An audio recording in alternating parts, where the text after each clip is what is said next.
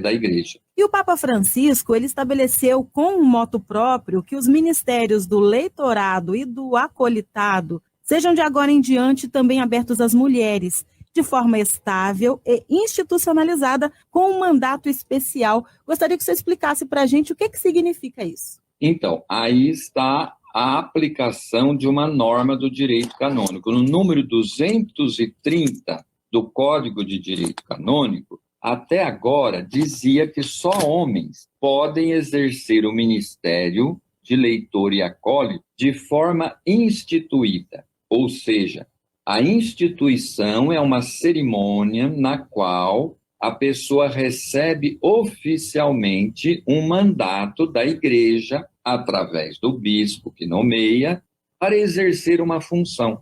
Então, na liturgia, e essa norma que o Papa alterou, ela diz respeito à liturgia na igreja, à celebração litúrgica. Então, o Código de Direito Canônico, ele prescreve uma série de normas para as celebrações litúrgicas. O que nós vemos, infelizmente, em certos lugares é errado. O padre diz assim, eu não quero isso, eu quero aquilo. O padre chega para celebrar, as pessoas dizem, como que o senhor quer a celebração? Erradíssimo, não tem como querer. Já existem as normas litúrgicas definidas. O que o padre e os leigos têm que fazer é observar essas normas e não mudar de acordo com a sua cabeça. Eu não quero isso, eu não quero aquilo. A gente desculpa porque isso é devido muito à ignorância. Dizem que a ignorância no mundo ela faz mais mal do que a guerra. Eu acho que faz mais mal do que a Covid, porque a ignorância ajuda a Covid. O Código de Direito Canônico, ele diz como fazer uma celebração e quais os papéis de cada um numa celebração. E até agora, o número 230 diz que leitor e acólito era próprio de homens. O Papa alterou essa norma, dizendo que todos os fiéis leigos que são batizados podem exercer essa função de forma instituída. Aí que está a diferença. Muita gente já faz isso. Por exemplo, ler na missa, mulheres, todo mundo lê.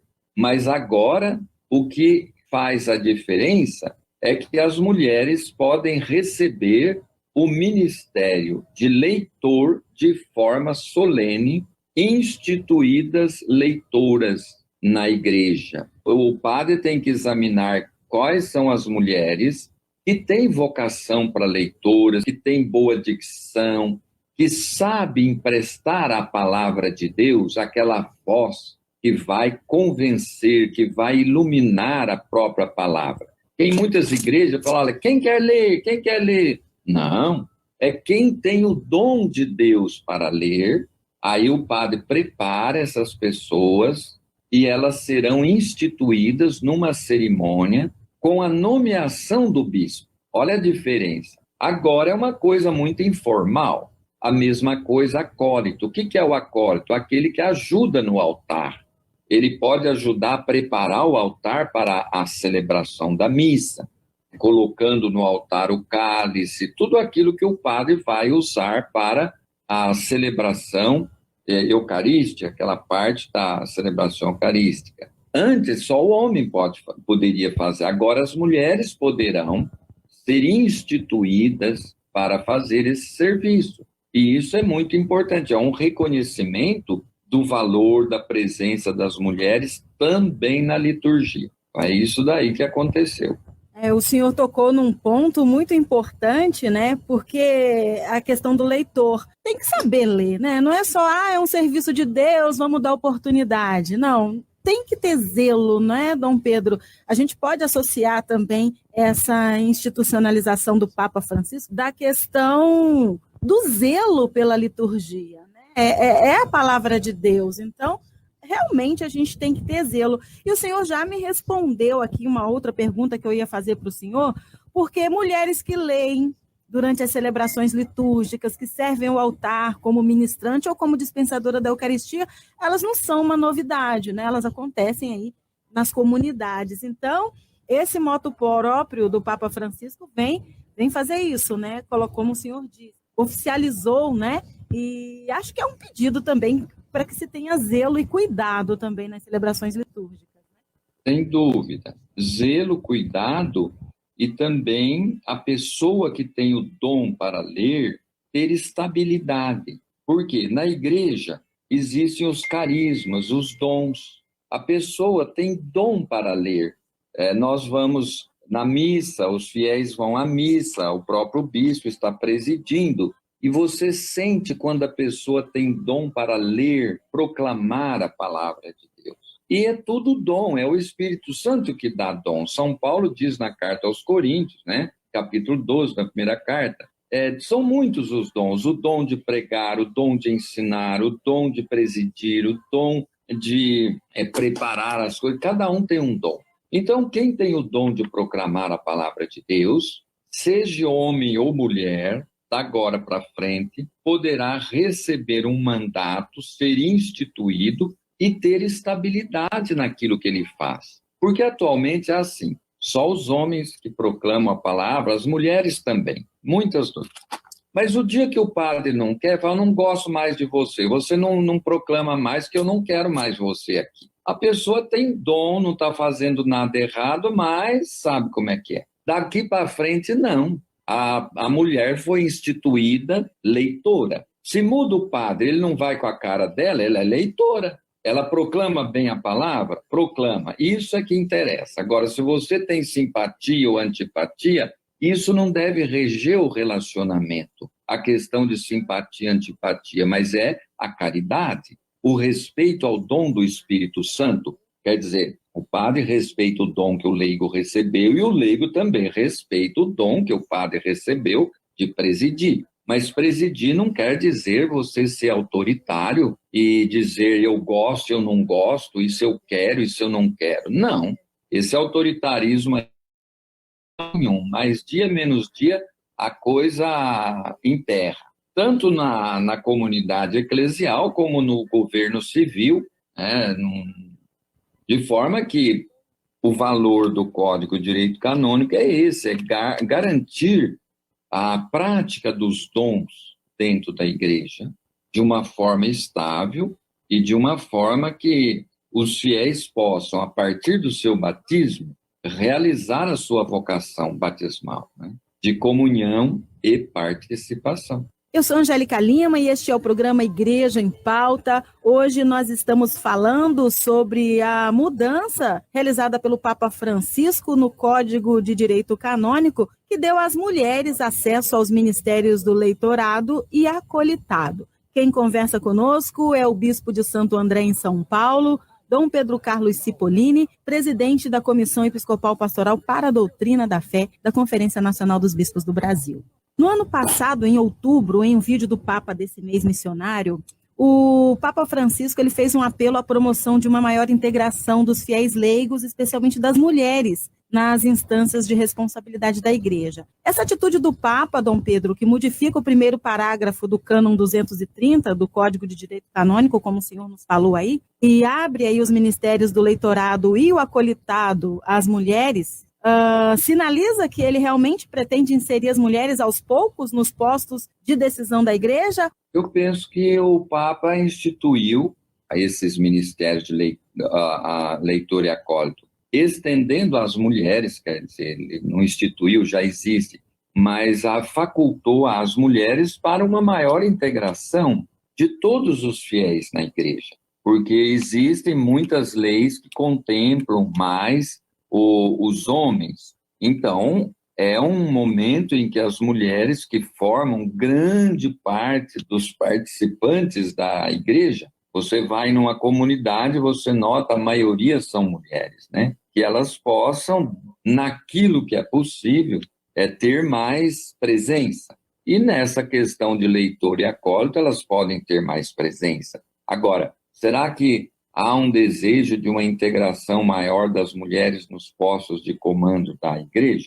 Eu penso que sim, o Papa já tem feito isto, e em muitos lugares também. Eu soube que a Diocese de Veneza, na Itália, tem uma ecônoma, nomeou uma irmã Simone, que já trabalhou aqui em Santo André, das Irmãs de São José, o arcebispo de Veneza, a nomeou ecônoma da Cúria. Quer dizer, então ela é responsável em gerir o patrimônio e as finanças da Diocese de Veneza, na Itália. Ela é brasileira, mas estava morando lá. Então, isso é um indicativo da participação sempre maior das mulheres em cargos que antes eram vetados a elas, né? O cargo que você está aí mesmo também na comunicação, aí na rádio Imaculada. Antes, uma rádio só tinha homens. As mulheres, elas só entravam para cantar, se fosse cantora, e assim vai. Nós não temos notícia no passado de grandes radialistas mulheres. Eram mais os homens, as mulheres iam lá cantar, igual a Inesita Barroso. Ela era famosa na rádio, mas ela entrava, cantava e ia embora. Aí depois ela fez o programa dela na TV Cultura, mas isso mais recentemente. Então, acho assim que na igreja, nas funções, na sociedade civil, a mulher já ocupa muitos cargos que antes não ocupava. Por exemplo, ser diretora de uma empresa era um cargo que era mais restrito a homens, de forma que a igreja ela está percebendo os sinais dos tempos e está também abrindo espaço para as mulheres dentro dos seus quadros, das comunidades, das tarefas que é possível a mulher realizar. Volta e meia surge o assunto da ordenação de mulheres, né? O Sínodo da Amazônia aí aflorou também esse assunto, mas o moto próprio do Papa Francisco, que estabelece aí essa mudança no Código de Direito Canônico, Dom Pedro, ele é acompanhado por uma carta que foi dirigida ao prefeito da Congregação para a Doutrina da Fé, né? E nessa carta o Papa explica as razões teológicas, né, da sua escolha e também reforça as palavras de São João Paulo II, que com relação aos ministérios ordenados, a Igreja não tem de forma alguma a faculdade de conferir a ordenação sacerdotal às mulheres. Isso desde o Papa João Paulo II está muito claro. Mas a gente não pode negar a importância e o papel da mulher na Igreja, não é verdade? O Papa ele pontua bem que a ordenação de mulheres para o ministério ordenado, para presidir a Eucaristia, a Igreja não pode fazer isso. Não é que a Igreja não quer, o Papa não quer. Não tem um lastro na tradição da Igreja para isso. Se você lê o Evangelho, a primeira a anunciar a ressurreição de Jesus foi Maria Madalena, uma mulher, não foram os apóstolos.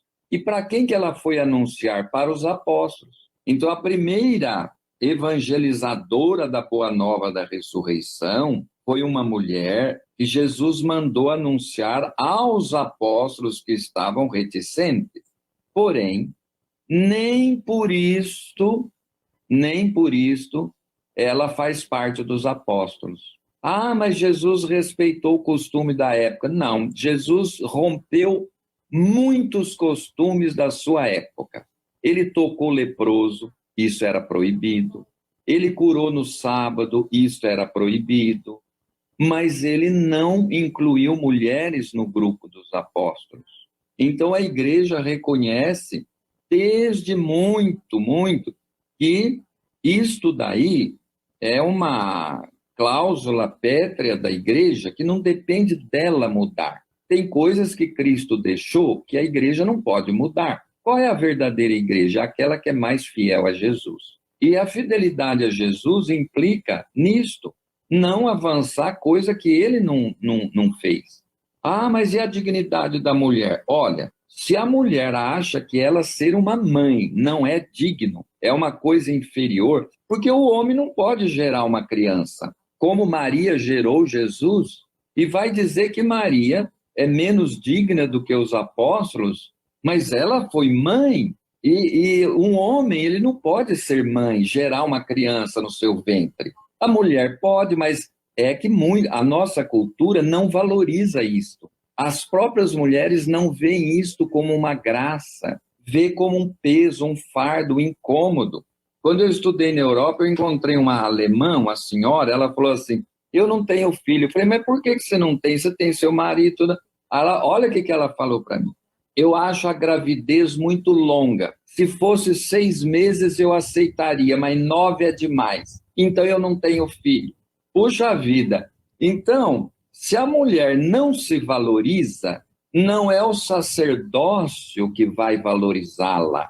Não é. Eu acho que a briga para ordenar a mulher na igreja está muito mais ligada à questão de poder do que à questão de dignidade. A mulher não sendo padre, não presidindo missa e fazendo muitas outras coisas que já se faculta a elas, como anunciar a palavra de Deus, ser catequista, tudo isso é de uma dignidade muito grande, ser mãe.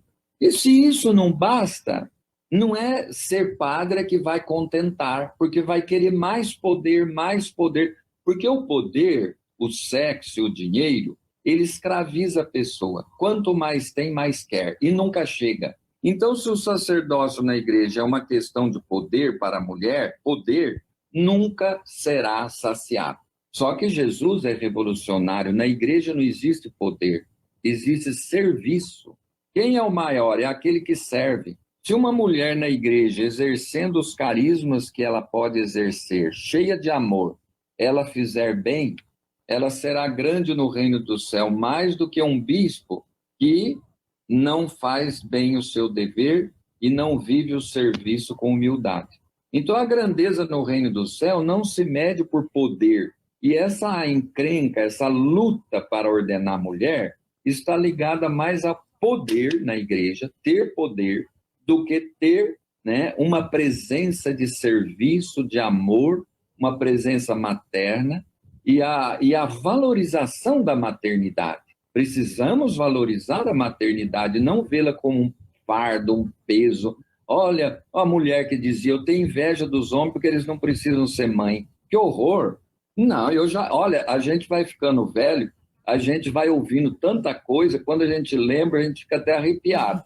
Mas é uma graça, é uma bênção, não é um peso, né? Verdade. Muito rica a participação do senhor aqui, trazendo essas informações tão importantes, que é importante a gente conhecer um pouco mais, né, a nossa igreja tão rica, Dom Pedro. Muito obrigada pela sua participação aqui com a gente. Certo, vamos rezar para que a igreja seja cada vez mais de comunhão, participação, uma igreja sinodal, onde as mulheres possam participar sempre mais, como já participam em conselhos econômicos, os CAEPs, né? Aqui na nossa Diocese de Santo André, todas as paróquias têm seus conselhos de pastoral, conselho econômico, né, de administração, que ajuda, assessora na administração, e em todos esses organismos tem mulheres, e elas participam muito bem, dão ideias muito boas, porque o elemento feminino faz parte da igreja e deve influir e ajudar. Então, vamos continuar nessa caminhada, pedindo a Deus que abençoe a todos nós, para que vejamos como uma graça isso que o Papa fez à igreja, essa sua sensibilidade, né? E que Deus abençoe e a Imaculada estenda seu manto protetor sobre todos nós. Amém. Amém. Muito obrigada, Dom Pedro, por sua participação. Dom Pedro Carlos Cipollini é bispo de Santo André, em São Paulo, e presidente da Comissão Episcopal Pastoral para a Doutrina da Fé. Igreja em Pauta.